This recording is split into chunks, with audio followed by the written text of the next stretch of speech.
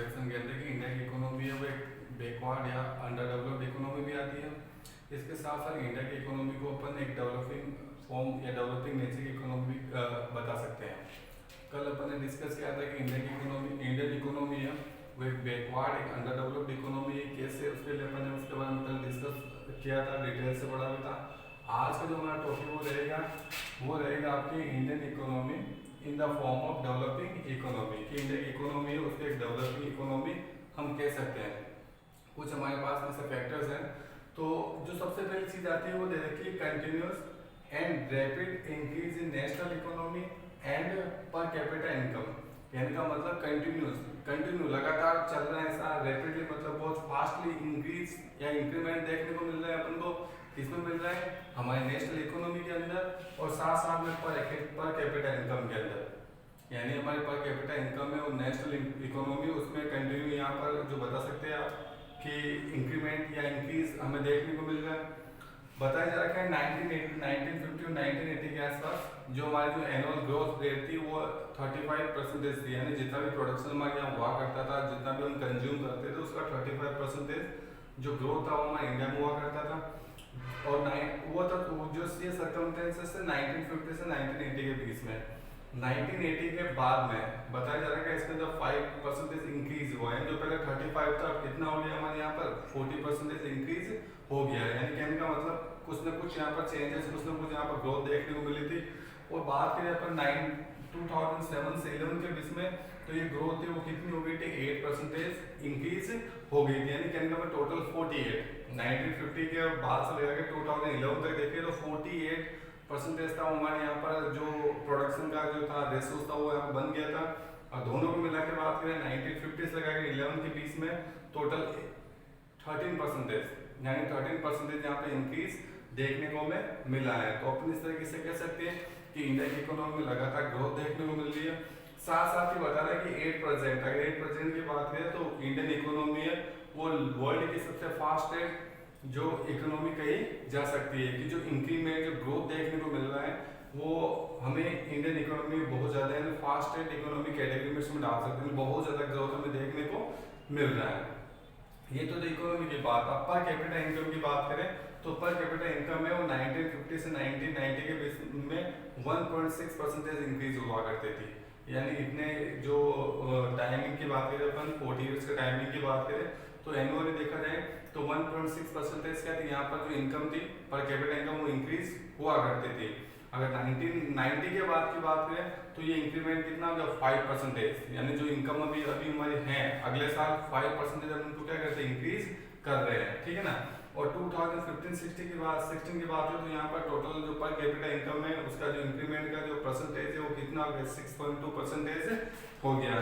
तो इस तरह से अपन कह सकते हैं कि per capita income as well as national economy है उसमें लगातार इंक्रीमेंट देखने को मिल रहा है। तो अपन कह सकते हैं कि इंडिया की इकोनॉमी है उसका जो एक फॉर्म है वो डेवलप्ड इकोनॉमी का फॉर्म कहा जा सकता है। सेकंड दे रखा है change in structure of economy. हमारे इंडिया की जो इकोनॉमी उसके स्ट्रक्चर में लगातार चेंज हमें देखने को मिल रहा है। इससे पहले आपने पढ़ा था कि जैसे 1950 के अंदर 1950 के आसपास जो बताया जा रहा है कि या हम नॉर्मल देखा जाए तो अभी जो प्रेजेंट रेशो 3 सेक्टर से हमारी जो मतलब जो इकोनॉमी है जिसके अंदर बताया जा रहा है कि आपके यहाँ पर primary sector, secondary sector and tertiary sector आता है। प्राइमरी सेक्टर में एग्रीकल्चर से रिलेटेड जो एक्टिविटीज होती है, सेकेंडरी सेक्टर जिसके अंदर इंडस्ट्रियल जो सेक्टर आता है और थर्ड सेक्टर जिसके अंदर सर्विस सेक्टर आता है। ठीक है ना। तो बताया जा रहा है कि 1950 के आसपास था, उससे के बाद ज्यादा का ऑलमोस्ट जो पॉपुलेशन थी वो एग्रीकल्चर पर डिपेंड थी। लेकिन टाइम के साथ बताया जा रहा है जो कंट्रीब्यूशन हमारी इकोनॉमी के अंदर जो नेशनल इकोनॉमी में जो कंट्रीब्यूशन है जो पहले बहुत ज्यादा था किसका एग्रीकल्चर का प्राइमरी सेक्टर का वो तो लगातार क्या हो रहा है डिक्रीज हो रहा है।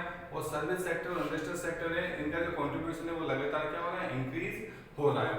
अब इसके एग्जाम्पल के लिए हम बात करते हैं 1950 और 1951 ईयर की बात कर रहे हैं। यहाँ तक जो हमारी इकोनॉमी के अंदर प्राइमरी सेक्टर का जो कंट्रीब्यूशन था वो था 50%। यानी जो भी हमारे पास इनकम के सोर्सेज इनकम होती है गवर्नमेंट को जनरेट होती है तो उसमें 50% इनकम थी वो किससे जनरेट हो रही थी एग्रीकल्चर या उसके अलाइड एक्टिविटीज या कह सकते हो प्राइमरी सेक्टर। अब बात करें 2015-16 से यानी 2050 तो यहाँ था 51 के अंदर 15-16 ईयर्स के अंदर आप देख सकते हो कि ये 2015 चल रहा है, यहाँ पर जो कंट्रीब्यूशन हो गया प्राइमरी सेक्टर का वो कितना रह गया, ओनली 15%। यानी जो हमारे 8% जो हमारी जो इकोनॉमी है नेशनल इकोनॉमी, उसमें जो एग्रीकल्चर या प्राइमरी सेक्टर कह सकते हैं उसका कंट्रीब्यूशन ओनली 15% आता है। बात करें हम सर्विस सेक्टर इंडस्ट्रियल सेक्टर की, तो सर्विस सेक्टर ऑलमोस्ट 16% जो कंट्रीब्यूशन करता है हमारी नेशनल इकोनॉमी के अंदर, कि हमारी नेशनल इकोनॉमी में जो भी इनकम जनरेट होती है उसका 16% कौन से सेक्टर से आता है हमारे पास में, सर्विस सेक्टर से आता है। तो इस तरह से अपन कह सकते हैं कि जो जो ये चेंज हुआ है जो हमारे यहाँ पर इकोनॉमिक स्ट्रक्चर के अंदर, तो ये शो करता है कि हमारी इंडियन इकोनॉमी वो एक डेवलपिंग इकोनॉमी कही जा सकती है। थर्ड नंबर दे रखा है large and rapidly growing service sector, यानी सर्विस सेक्टर है वो लगातार क्या कर रहा है, वो यहाँ पर इंक्रीज कर रहा है। तो बताया जा रखा है इंडिया के अंदर जो सबसे लार्जेस्ट, इंडिया के अंदर बताया जाएगा सबसे लार्जेस्ट जो सेक्टर है जो इंडियन इकोनॉमी के अंदर कंट्रीब्यूशन करता है वो सर्विस सेक्टर को ही माना गया है, ठीक है ना। बताया जा रहा है ऑलमोस्ट, यानी सर्विस सेक्टर है वो ऑलमोस्ट जो अपना कंट्रीब्यूशन है नेशनल इकोनॉमी में वो कितना करता है, 60% करता है। नेशनल इकोनॉमी में सर्विस सेक्टर का कंट्रीब्यूशन है वो यहाँ पर 60% माना जाता है। इसके साथ साथ ही बताया जा रहा है हम पूरी वर्ल्ड की जो आपके टॉप 10 कंट्रीज में भी आते हैं जिनका सर्विस सेक्टर ट्रेड है वो बहुत ज्यादा है, यानी कि सर्विस सेक्टर से ज्यादा इनकम जनरेट होती है, उसमें जो टॉप कंट्रीज है उसमें टॉप 10 वाली कंट्रीज के अंदर हमारे इंडिया का भी यहाँ पर नाम देखने को मिलता है। तो ये लगातार जो लार्ज और रैपिडली ग्रोइंग मिल रहा है सर्विस सेक्टर के अंदर, तो ये इंडिकेटर है कि हमारी इंडिया की इकोनॉमी है वो डेवलपिंग इकोनॉमी कही जा सकती है। यानी पहले सर्विस सेक्टर का बिल्कुल कंट्रीब्यूशन बहुत ही कम था, लेकिन अब क्या हो रहा है सर्विस सेक्टर कंट्रीब्यूशन लगातार क्या हो रहा है, इंक्रीज हो रहा है। तो कहने का मतलब हमारी जो इकोनॉमी है उसके जो स्ट्रक्चर में यहाँ पर चेंजेस देखने को मिल रहा है। यानी पहले पॉवर्टी की होती क्योंकि हम एक ही वे में एक ही पर डिपेंडेंसी ज्यादा दिखा रहे थे, लेकिन अब अलग अलग जो वेज के अंदर क्या हो हमारी डिपेंडेंसी क्या हो डिस्ट्रीब्यूट हो गई है। इसी वजह से बताया जा रहा है सर्विस सेक्टर ग्रोथ कर रहा है, लगातार ग्रोथ कर रहा है और परसेंटेज इसका हाई इकोनॉमी के अंदर। तो ये एक चेंजेस है जो कह सकते हैं अपन कि हमारे इंडिया की जो इकोनॉमी है वो एक डेवलपिंग इकोनॉमी कैटेगरी के अंदर आ सकती है।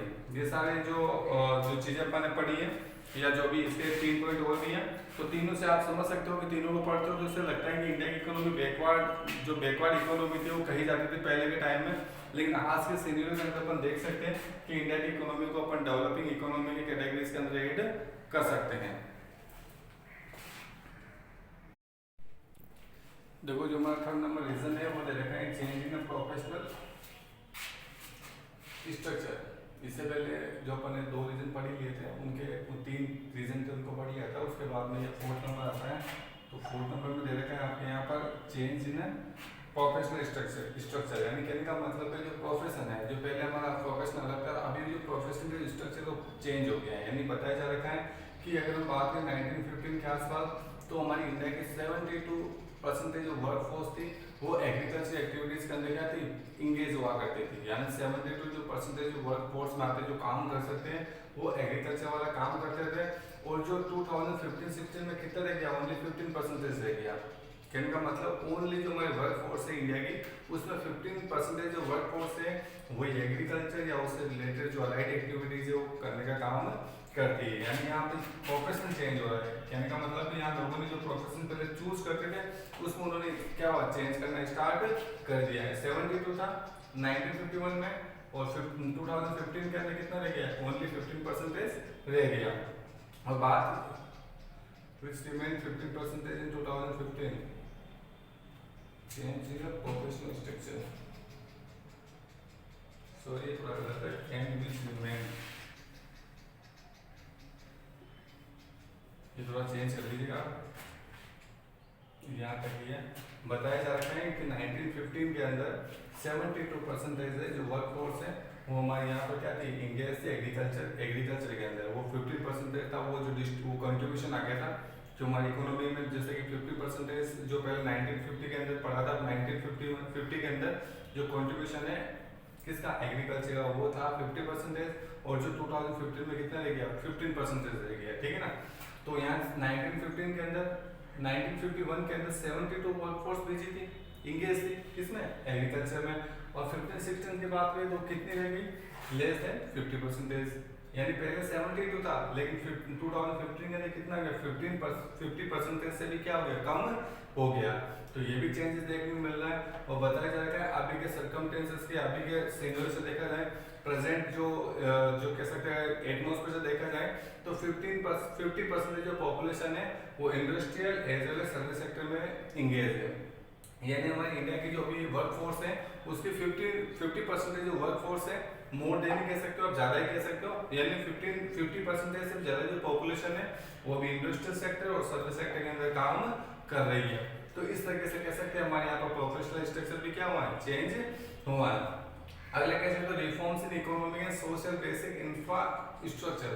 अब देखो बेसिक इंफ्रास्ट्रक्चर का मतलब क्या होता है, इसका मतलब होता है कि कुछ ऐसी चीजें होती हैं, कुछ ऐसी जो कह सकते हैं चीजें कह सकते हैं, कुछ ऐसे जो आप रिफॉर्म्स या कुछ ऐसे जो बेसिक चीजें बता सकते हो कि इनका मतलब हमारे यहाँ पर गुड्स और जो सर्विस की अवेलेबिलिटी होती है, जो क्या करती है इकोनॉमी को रन करने का काम करती है। यानी इकोनॉमी रन करने का काम, इकोनॉमी को आगे फंक्शन में लाने का, इकोनॉमी को चलाने के अंदर जो हमारे पास गुड्स और सर्विस होती है उसकी अवेलेबिलिटी होती है, उसी को अपन क्या कहते हैं, बेसिक इंफ्रास्ट्रक्चर कहते हैं। एक्चुअली जो इंफ्रास्ट्रक्चर्स होते हैं अगर वो अच्छे होते हैं तो हमारी इकोनॉमी क्या होती है, किसी भी कंट्री की इकोनॉमी होती है वो बेटर तरीके से क्या करती है, रन करती है। जैसे एग्जाम्पल में लेते हैं अपन इंफ्रास्ट्रक्चर के अंदर, जिसके अंदर आपकी इलेक्ट्रिसिटी आ गया, हेल्थ आ गया, एजुकेशन आ गया, कम्युनिकेशन, ट्रांसपोर्ट, बैंकिंग, ये सारे क्या होते हैं इंफ्रास्ट्रक्चर की कैटेगरीज के अंदर आते हैं। तो हमारे यहाँ पर कुछ इकोनॉमी के अंदर और साथ में सोशल लेवल पे यहाँ पर कुछ चेंजेस, कुछ बेसिक इंफ्रास्ट्रक्चर चेंजेस किए जिसकी वजह से कह सकते हैं हमारे इकोनॉमी और डेवलपिंग इकोनॉमी में कैसे आप देख सकते हो कि जो कुछ रिफॉर्म्स की कैटेगरीज की अपन बात करें यहाँ पर, तो यहाँ इंडिया के अंदर बताया जा रहा है रैपिडली डेवलपमेंट हो रहा है इकोनॉमिक सेक्टर के अंदर और साथ साथ में सोशल सेक्टर के अंदर। सोसाइटी में सोशल जो सोसाइटी का बेस होता है वहाँ पे भी चेंजेस देखने को मिला, सोसाइटी में बहुत चेंजेस है, साथ साथ में इकोनॉमी में बहुत ज़्यादा चेंजेस देखने को मिल रहे हैं, डेवलपमेंट देखने को मिल रहा है। कहने का मतलब है बताया जा रहा है लास्ट 65 ईयर्स है, लास्ट 65 ईयर्स में जो हमारा जो इलेक्ट्रिसिटी का जो प्रोडक्शन की जो कैपेसिटी थी वो क्या होगी 100 टाइम्स हमने क्या कर ली, इंक्रीज कर ली है। यानी जो लास्ट जो 65 ईयर से पहले जाओगे आप बैक जाओगे, ठीक है ना, तो उसके साथ देखो जितना हमारे पास में इलेक्ट्रिसिटी का प्रोडक्शन करने की कैपेसिटी थी वो उस समय से अभी के 65 ईयर्स के बाद में 2015 के आसपास देखोगे तो ये 100 टाइम क्या होगी, इंक्रीज हो गई है। कि पहले जितना करते थे उसका 100 टाइम हम और ज्यादा कर रहे हैं।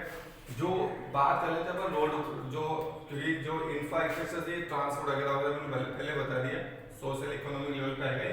तो रोड नेटवर्क है हमारे यहाँ पर, कहने का मतलब जो रोड नेटवर्क था वो 4 लाख किलोमीटर था। कब था, at the time of independence की जब हमारा इंडिया को फ्रीडम मिला था उस समय हमारे यहाँ पर जो रोड नेटवर्क था वो था ओनली 4 लाख किलोमीटर। और बताया जा रहा है अभी 2000 यानी अभी 8% यानी जो हो गया 54 लाख किलोमीटर, यानी पहले ओनली 4 लाख था 1947 जो 1947 का टाइम सॉरी यानी जो इंडिपेंडेंस के टाइम था ओनली 4 लाख किलोमीटर और अभी कितना हो गया 54 लाख किलोमीटर। तो यहाँ भी कह सकते हैं अपन हमने बहुत इंक्रीमेंट किया। जो लिटरेसी रेट थी 1951 के अंदर वो थी ओनली 18.3%, यानी जो हमारी लिटरेसी रेट थी वो थी 18.3% और जो 2001 में कितनी होगी 74.04, जो 2017 में होगी 74.04। तो यहाँ पे हमें बहुत इंक्रीमेंट देखने को मिल रहा है, यानी सोशल स्टेटस हमारा भी चेंज हो रहा है, पढ़ लिख रहे हैं, यानी जो पहले की थ्योरीज उसको चेंज कर रहे हैं।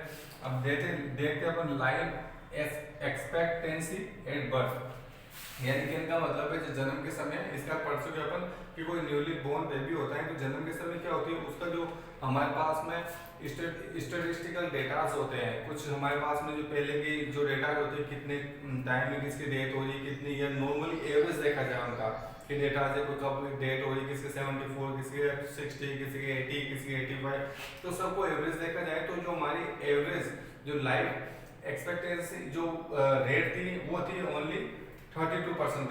यानी नॉर्मल देखा जाए तो हमारे पास एजुकेशन इतना नहीं था, हमारे पास हेल्थ की फैसिलिटी इतनी नहीं थी, कोई यानी कोई भी हमारे पास डेवलपमेंट नहीं था कि जैसे आज कोई बीमार होता है कोई इल हो जाता है तो ठीक है, हमारे यहाँ पर मेडिकल की फैसिलिटी इतनी अच्छी नहीं स्ट्रॉन्ग नहीं है तो क्या हो जाएंगे, अगर उसका ट्रीटमेंट में क्या होता है उसको डेथ हो जाएगी ना, नॉर्मल देखा जाए तो या हमारे पास में जो फूड की स्कैर्सिटी देखने को मिल रही है, कुछ भूख से मर रहे हैं, ठीक है ना, फूड प्रॉपर्ली नहीं मिल रहा है तो क्या हो रहा है, उनको प्रोटीन वगैरह वगैरह इनकी कमी हो रही है तो वो मर रहे हैं, ठीक है ना।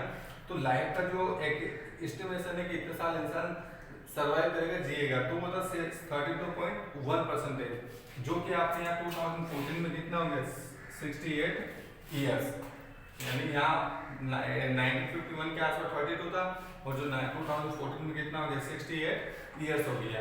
तो ये सारी चीज़ें होती हैं, वो शो करती है कि मतलब जो हमारी इंडिया की इकोनॉमी है वो एक डेवलपिंग इकोनॉमी कैटेगरीज के अंदर आती है। यानी हम डेवलप तो नहीं है, लेकिन लगातार डेवलप होने के लिए क्या हो रहा है, लगातार क्या वर्क कर रहे हैं। तो अभी प्रेजेंटली हमारे यहाँ पर कि जो कह सकते हैं कि डेवलपमेंट लगातार देखा जा रहा है।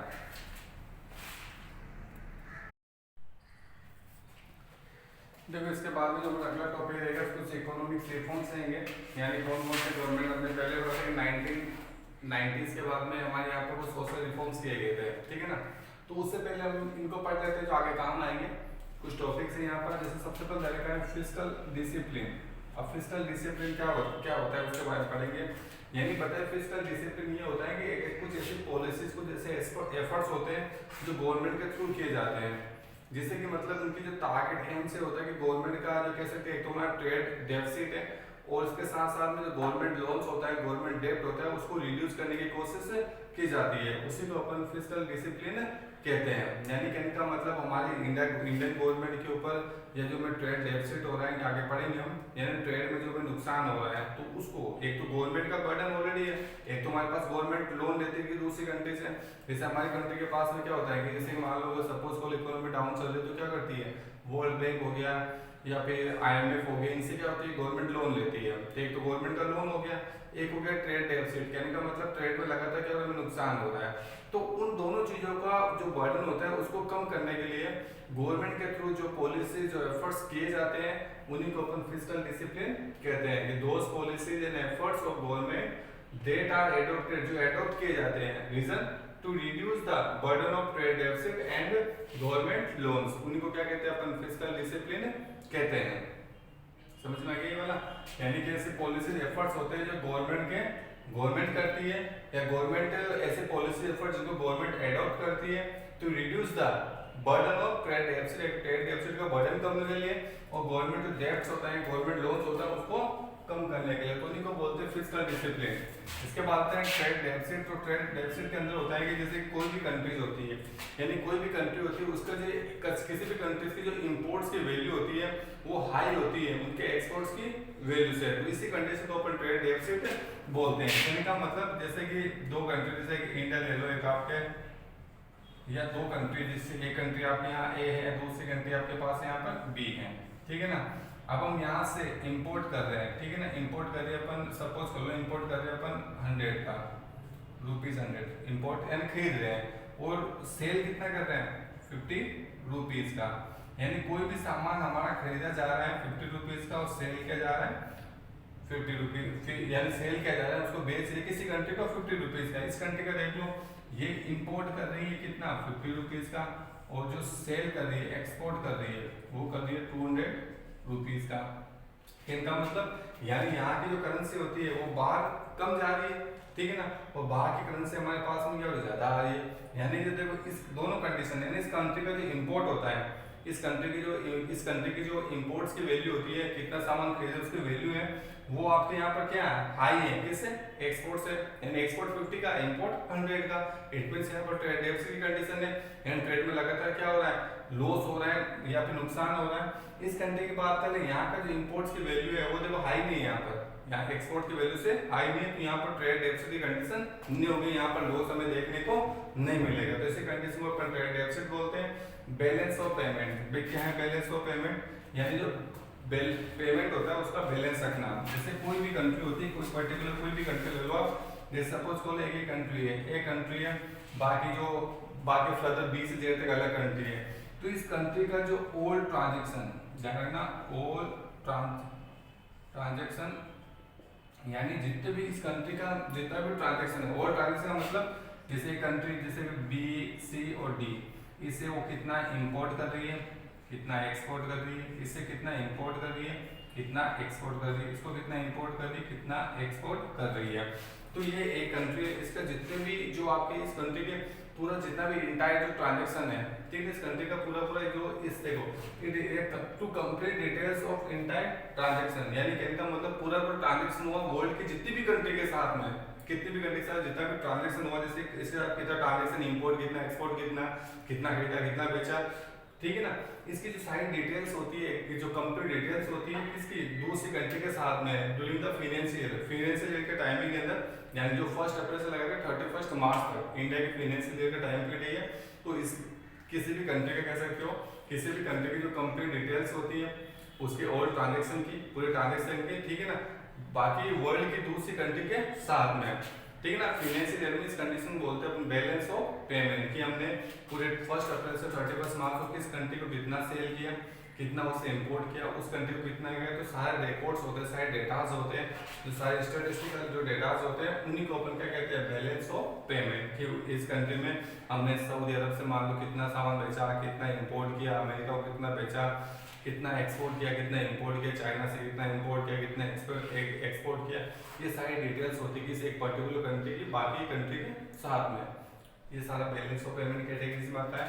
अब आता है फिस्कल डेफिसिट। फिस्कल डेफिसिट का मतलब होता है कि कहने का मतलब होता है जब जो कोई भी कंट्री होती है उसका जो एक्सपेंडिचर होता है, यानी कि जो कंट्री कितना खर्च करे उसका एक्सपेंडिचर होता है, जो उसके रेवेन्यू से क्या होता है, ज्यादा होता है, उसी को अपन क्या बोलते हैं, फिस्कल डेफिसिट बोलते हैं। देखो यहाँ पर देख लो, when the expenditure of government, यानी गवर्नमेंट का एक्सपेंडिचर होता है वो एक्सीड्स का मतलब ज्यादा है, एक्सीड का मतलब देखो यहाँ पर आपके मोर, ठीक है ना, किससे, इट्स रेवेन्यू, ठीक है ना, इन अ फाइनेंशियल ईयर, इस कंडीशन को बोलते हैं अपन फिस्कल डेफिसिट। जैसे सपोज तुम एक कंट्री है, ठीक है ना, एक कंट्री जो क्या कर रही है, यानी इतना तो क्या कर रही है, वो एक्सपेंडिचर कर रही है, ठीक है ना, एक्सपेंडिचर, जैसे कि मान लो कोई कंट्री होती है वो 1000 रुपीज का वो अपनी पब्लिक के ऊपर खर्च कर रही है, यानी 1000 रुपीज का गवर्नमेंट ने पब्लिक के ऊपर खर्च कर लिया, जैसे कोई भी उसके पब्लिक वेलफेयर टैक्स के लिए कि भी ये करना है, जो फ्री एजुकेशन देना है,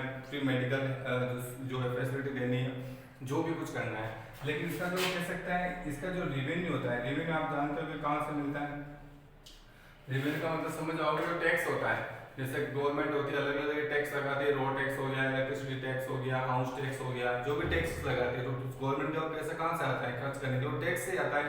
अब गवर्नमेंट ने खर्च तो कितना 1000 कर लिया, लेकिन टैक्स से उसके पास में कितना आ रहा है, 800 रुपीज यार, यानी रेवेन्यू उसका क्या है, जैसे कि अब देखो यहाँ देखो गवर्नमेंट होती है, गवर्नमेंट का एक्सपेंडिचर एक्सीड यानी ज्यादा है, किससे, इट्स रेवेन्यू, इसके रेवेन्यू से, उसी कंडीशन क्या बोलते हैं, फिस्कल डेफिसिट बोलते हैं। यानी गवर्नमेंट होती है वो खर्च तो ज्यादा कर रही है, लेकिन उसकी इनकम क्या हो रही है, जनरेट हो रही है, इनकम वो क्या है, कम है, यानी उसका एक्सपेंडिचर एक्सीड ज्यादा है, किससे, उसकी रेवेन्यू से, तो इस कंडीशन में बोलते हैं अपन फिस्कल डेफिसिट। ये सारी चीजें जो मैंने बताई आपको, ये सब चीजें आगे वाले में काम आएगी, जो आगे लिबरलाइजेशन, ग्लोबलाइजेशन, प्राइवेटाइजेशन पढ़ेंगे उसके अंदर।